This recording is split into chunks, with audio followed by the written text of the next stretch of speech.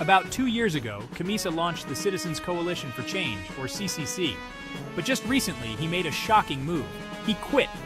In a detailed 13-page statement, he expressed his frustrations, citing issues like infiltration by the ruling party, ZANU-PF, which he metaphorically described as swimming in a river with hungry crocodiles.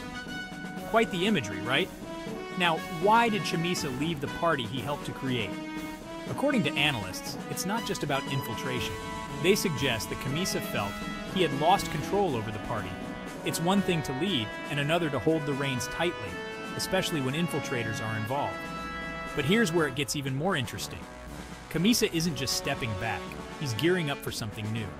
He's hinted at creating a new political movement. This isn't just any movement, but one he believes will embody fresh and credible politics, steering clear of those who want to be served rather than to serve. This move has sent ripples through Zimbabwe's political landscape.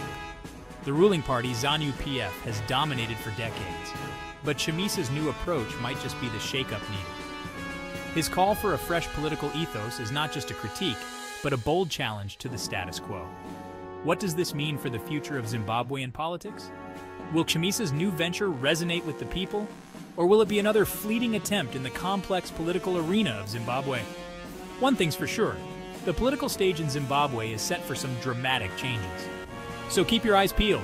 Zimbabwe's political drama is far from over, and with leaders like Chamisa steering the narrative, we're all in for some compelling developments. Thanks for tuning in, and don't forget to engage with this story as it unfolds. Catch you next time.